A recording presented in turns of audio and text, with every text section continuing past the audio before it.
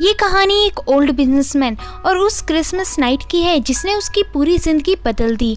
और इस मूवी का नाम है अ क्रिसमस कैरल। ये मूवी 2009 में रिलीज हुई थी और इसमें अपनी वॉइस दी है द ग्रेट जिम कैरी ने। साथ ही ये मूवी चार्ल्स डिकेंस की सेम नेम नॉवल पर बेस्ड थी जो उन्होंने क्रिसमस के टाइम पर लिखी थी, सिर्फ इसीलिए क्योंकि क्रिसमस के टाइम पर लोग भूत प्रेत की कहानियां सुनना ज़्यादा पसंद करते थे। मगर आज इस पर based movie a Christmas carol Christmas पर बनी one of the best movie है। तो आपका ज़्यादा ना टाइम वेस्ट करते हैं और फिल्म के एक्सप्लेनेशन शुरू करते हैं। तो मूवी की स्टार्टिंग 24 दिसंबर से होती है, जब लोग क्रिसमस आने का बेसब्री से वेट कर रहे होते हैं और बहुत खुश होते हैं। लेकिन उस पूरे शहर में सिर्फ एक ही आदमी होता है जो क्रिसमस से खुश नहीं होता, इवन वो क्रिसमस से नफरत करता है। वह होते हैं old businessman mister screws.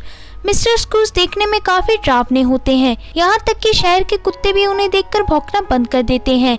Christmas ewe के मौके पर आज भी वह अपने ऑफिस में काम कर रहे होते हैं, तभी उनके ऑफिस में उनका नेफ्यू आ जाता है। वह अंकल स्क्रूज को आज शाम की क्रिसमस ईव की पार्टी में इनवाइट करने आया होता है, लेकिन मिस्टर स्क्रूज बड़े ही गुस्से से उसे मना कर देते हैं। अब मिस्टर स्क्रूज के नेफ्यू के जाने के ठीक बाद दो लोग वहाँ पर चंदा कलेक्ट करने आए होते हैं ताकि वह लोग लॉर्ड जीसस की मूर्ति पर सर्व कर सकें। मिस्टर स्क्रूज उन्हें कुछ भी नहीं देते और रूडली बात करके भगा देते हैं। फिर कुछ देर बाद ऑफिस बंद करने का टाइम हो जाता है, तभी उनका पुराना ईमानदार वर्कर बॉब उनसे अगले दिन की छुट्टी मांगता है ताकि वह कल का पूरा दिन अपनी फैमिली के साथ बिता सके। लेकिन मिस्टर स्क्रूज कहते हैं वह ज़रूर उसे कल की छुट्टी देंगे, मगर कल की पूरी सैलरी काट कर। तो बॉब हिचकिचाते हुए हाँ कहता है। फिर मिस्टर स्क्रूज अपने मेंशन की ओर लौट जाते हैं और उनका वर्कर भी अपने घर की ओर खुशी खुशी लौट जाता है। वहीं दूसरी तरफ मिस्टर स्क्रूज को अपने मेंशन पे किसी और के होने का एहसास होता है। फिर जब वह फायरप्लेस के पास होते हैं तभी उनके कमरे में रखी हुई सारी बेल रिंग्स अपने आप बजने लगती हैं, जिसके शोर से मिस्टर स्क्रूज अपने कान बंद कर लेते हैं। फिर तभी हम एक घोस्टली फिगर जिसकी बॉडी पर ढेर सारे चेन बंधे होते हैं उसे देख पाते हैं, जो कि मिस्टर स्क्रूज के पास आके खड़ा हो जाता है। मिस्टर स्क्रूज बहुत डरे हुए होते हैं और उससे पूछते हैं कि तुम कौन हो। वो घोस्टली फिगर बताता है कि एक समय में मैं तुम्हारा बिजनेस पार्टनर हुआ करता था, मेरा नाम जैकब बार्ली है। अब मैं आपको बता दूं कि जिस जगह इस वक्त मिस्टर स्क्रूज काम करते हैं, असल में वह जगह दो लोगों की थी, एक थी मिस्टर स्क्रूज की और दूसरे मिस्टर बार्ली की। लेकिन मिस्टर बार्ली के गुजर जाने के बाद ये पूरा बिजनेस मिस्टर स्क्रूज का हो गया। तो खैर मिस्टर बार्ली का भूत मिस्टर स्क्रूज को बताता है कि ये जंजीर जो तुम मेरी बॉडी पर देख रहे हो, ये मेरे किए गए पापों का हिसाब है जो मैंने तुम्हारे साथ मिलकर भूलोक में किए थे। मैं यहाँ तुम्हें ये सचेत करने आया हूँ कि मेरे अलावा और 3 स्पिरिट यानी भूत तुमसे मिलने आएंगे, जिसमें से एक तुम्हें अतीत, दूसरा वर्तमान और तीसरा भविष्य दिखाएगा। ऐसा कहकर बार्ली का भूत वहाँ से चला जाता है। फिर कुछ देर बाद जब मिस्टर स्क्रूज अपने बेडरूम में होते हैं तभी उन्हें एक रोशनी दिखाई देती है जो धीरे धीरे उनकी तरफ बढ़ रही होती है। वह एक स्पिरिट होती है। मिस्टर स्क्रूज उसे देखकर हैरान हो जाते हैं, लेकिन वह स्पिरिट मिस्टर स्क्रूज पर हाथ फेरती है जिससे मिस्टर स्क्रूज उड़ने लगते हैं।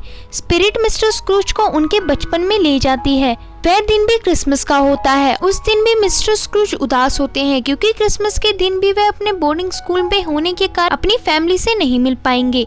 तभी मिस्टर स्क्रूज की सिस्टर आती है और वह कहती है कि मैंने इस क्रिसमस में अपने फादर से कोई प्रेजेंट नहीं मांगा, बल्कि मैंने उन्हें तुमसे इस क्रिसमस में घर आने की परमिशन मांगी है और वह मुझे मना नहीं कर सके।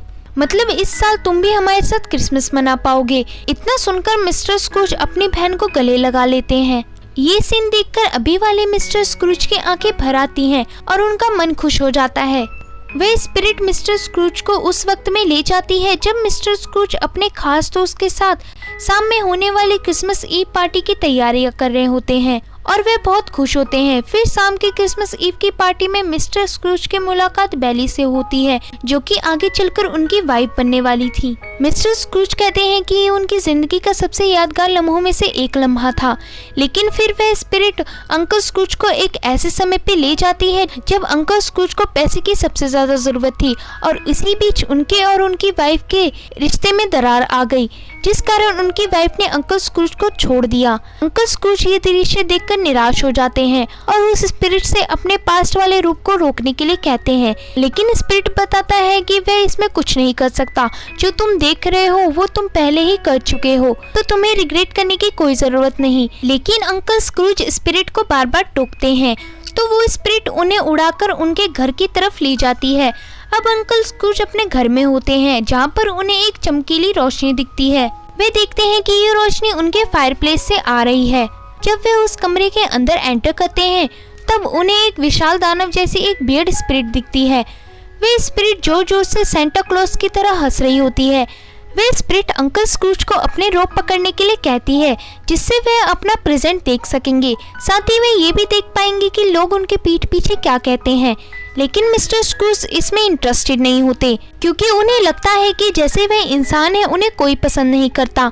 पर वे स्पिरिट अंकल स्क्रूज को रोप खींचने पर फोर्स करती है, तो अब अंकल स्पिरिट रोप को खींचते हैं। रोप खींचते ही उन्हें बाहर के नज़ारे दिखने लगते हैं, जिससे वे बहुत खुश हो जाते हैं।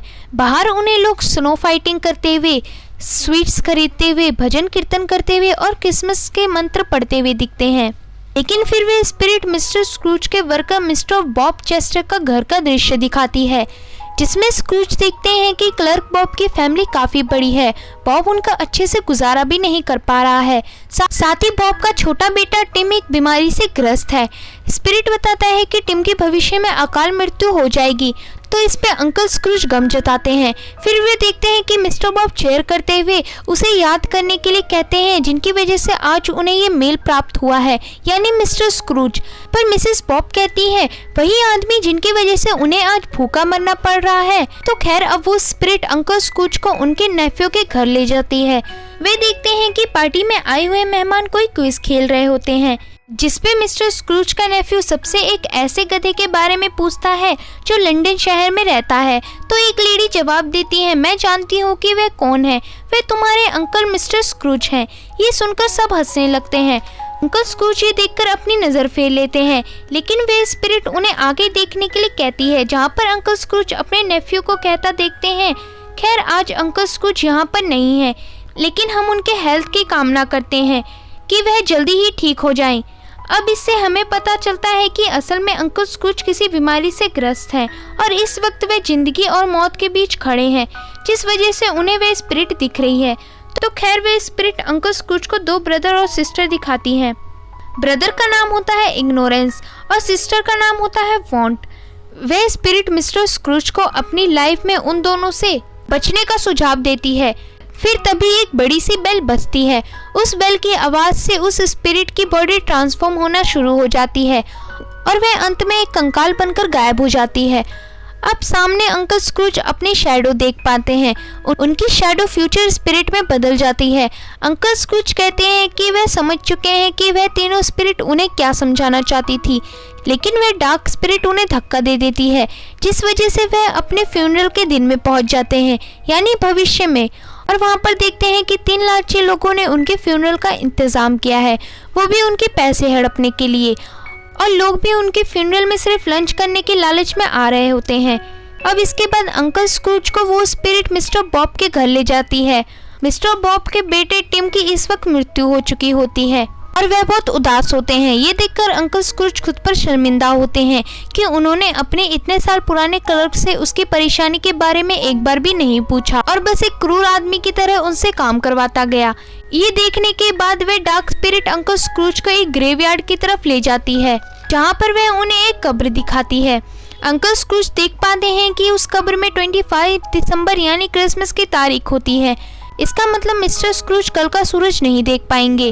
और तभी वो डार्क स्पिरिट स्क्रूज के आसपास एक कब्र बना देती है, जिसमें स्क्रूज फिसल जाते हैं और वे जानते हैं कि जैसे ही वे इस कब्र के अंदर एंटर करेंगे वैसे ही उनकी रियल लाइफ में मृत्यु हो जाएगी। मिस्टर स्क्रूज इस टाइम पर मरना नहीं चाहते थे। वे अपनी क्लर्क की फैमिली की परेशानी ठीक करना चाहते थे, लेकिन वे कब्र में फिसल जाते हैं और फिर कब्र में समा जाते हैं।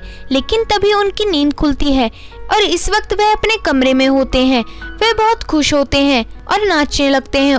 उनका मानना होता है कि ईश्वर ने उन्हें ये दिन एक गिफ्ट के तौर पर दिया है। वे अपने घर से हंसते हुए निकलते हैं और एक छोटे बच्चे की तरह एक चलते हुए कैप को पकड़कर उससे झूलते हैं। और अब इसके बाद जो कोई भी उन्हें मिलता है वे उन सबको मैरी क्रिसमस विश करते हैं। तभी रास्ते में उन्हें वे आदमी दिखता है जो कल के दिन चैरिटी मांगने आया था।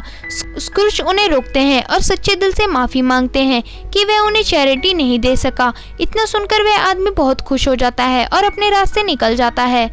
आगे चलकर मिस्टर स्क्रूज कुछ लोगों को प्रेयर करता देखते हैं तो वे भी उनके साथ प्रेयर करते हैं। आज नए मिस्टर स्क्रूज को देखकर सब हैरान रह जाते हैं। फिर मिस्टर स्क्रूज अपने नेफ्यू के घर जाते हैं जहाँ पर वे लोग वही क्विज गेम खेल रहे होते हैं जिसमें मिस्टर स्क्रूज का नेफ्यू लंदन शहर के रहने वाले गधे का नाम पूछता है। एक लेडी खड़े होकर मिस्टर स्क्रूज का नाम बोलने ही वाली होती है कि तभी मिस्टर स्क्रूज कमरे में दाखिल होते हैं, जिन्हें देखकर सभी हैरान रह जाते हैं। मिस्टर स्क्रूज कहते हैं कि वे डिनर करने आए हैं, अगर यहाँ पर उनकी जगह खाली हो तो। इतना कहते ही सभी मिस्टर स्क्रूज को खींचकर डिनर टेबल में ले जाते हैं, जहाँ पर मिस्टर स्क्रूज कहते हैं कि अगले साल का क्रिसमस डिनर उनके घर में होगा। और बस इतने में ही मिस्टर स्क्रूज के सभी फैमिली मेंबर खुश हो जाते हैं। फिर अगले दिन मिस्टर स्क्रूज अपने ऑफिस में होते हैं। उनका क्लर्क बाहर से भागकर आ रहा होता है क्योंकि वह 18 मिनट लेट होता है। मिस्टर स्क्रूज उसे लेट होने के लिए बहुत डांटते हैं और उसे इधर ही रहने के लिए कहते हैं। फिर मिस्टर स्क्रूज मिस्टर बॉब को मैरी क्रिसमस विश करते हैं, साथ ही वह उन्हें आज की छुट्टी देते हैं बगैर पैसे काटे और उसकी सैलरी बढ़ाने के लिए भी कहते हैं ताकि वे अपनी फैमिली का ख्याल रख सके। इतना ही नहीं, वे मिस्टर बॉब के छोटे बेटे का भी इलाज करवाते हैं और ये मूवी यहीं खत्म हो जाती है। इस मूवी की IMDb रेटिंग है 6.8। ये मूवी रोटेन टोमेटो पे 53% फ्रेश है, 55% Metacritic rate, 92% like by Google users. Hope है कि आपको मेरा एक्सप्लेनेशन पसंद आया होगा। अगर वीडियो पसंद आता है तो वीडियो को लाइक और चैनल को सब्सक्राइब कर दें। Thank you.